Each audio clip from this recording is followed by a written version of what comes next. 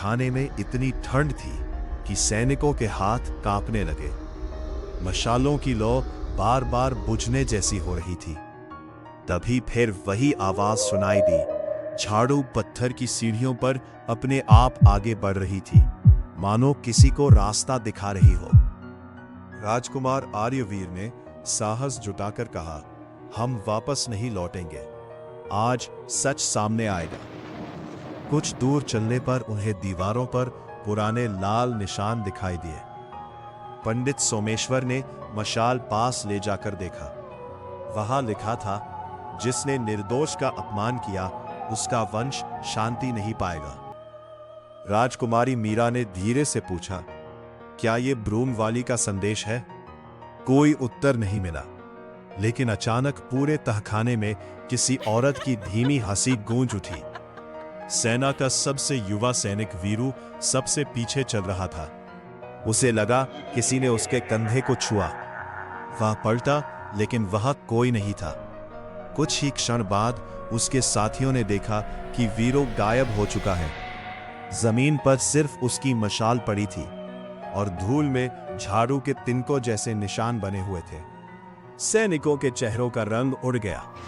हकीम इमरान ने तहखाने के एक कोने में उसके भीतर एक पुरानी डायरी रखी थी। डायरी में लिखा था, गौरी निर्दोष थी। असली चोर महल का एक लालची अधिकारी था, जिसने अपना अपराध छिपाने के लिए उसे फंसाया। राजकुमार स्तब्ध रह गया। इसका मतलब था कि वर्षों पहले एक निर्दोष महिला को सजा दी गई थी। तहखाने के अंत में एक विशाल कक्ष था। वहां धूल से ढका हुआ एक टूटा सिंहासन रखा था। अचानक चारों तरफ नीली रोशनी फैल गई। उनके सामने दर्जनों पारदर्शी आकृतियां प्रकट हुई। पुराने सैनिक, सेवक और महल के कर्मचारी। वे सब चुपचाप खड़े थे, जैसे किसी आदेश की प्रतीक्षा कर रहे हो। बीच में वही भूतिया स्त्री दिखाई दी, जिसके पास हवा में तैरती हुई झाड़ू थी। उसने धीमी आवाज में कहा, मुझे चोर कहा गया, जबकि मैं इस महल की रक्षक थी। सेनापति रुद्रसेन ने तलवार निकाल ली। यदि तुम आत्मा हो तो हमें जाने दो। भूतिया स्त्री मुस्कुराई। क्षण भर में तलवार पर बर्फ जम गई।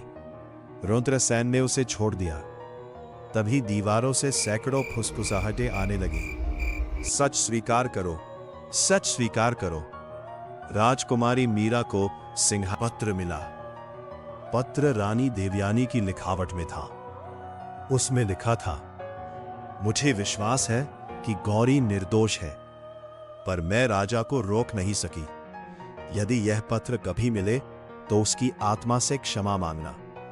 सब लोग एक दूसरे को देखने लगे। अब स्पष्ट था कि अन्याय सचमुच हुआ था।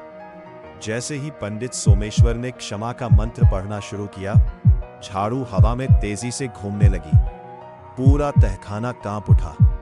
पत्थरों की दरारों से काला धुआं निकलने लगा। भूतिया स्त्री की आवाज बदल गई। अब बहुत देर हो चुकी है। अचानक उसके पीछे सैकड़ों परछाइयां दिखाई देने लगी। वे धीरे धीरे राजकुमार और उसके साथियों की ओर बढ़ने लगी। उसी समय तहखाने की जमीन जोर से हिली। सिंहासन दो हिस्सों में टूट गया। नीचे एक और गहरा रास्ता खुला।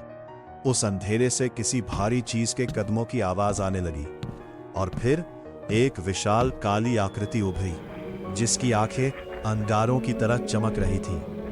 भूतिया स्त्री ने उसकी ओर इशारा करते हुए कहा, मिलो उस असली रक्षक से जो सदियों से इस किले में कैद है। राजकुमार ने मशाल कस। मशाल बुझ गई। चारों ओर सिर्फ अंधेरा था। भाग 3 में किले के नीचे छिपे राक्षसी रक्षक का रहस्य, राजा के सबसे बड़े विश्वासघात का खुलासा और राजकुमार की जिंदगी की सबसे कठिन परीक्षा।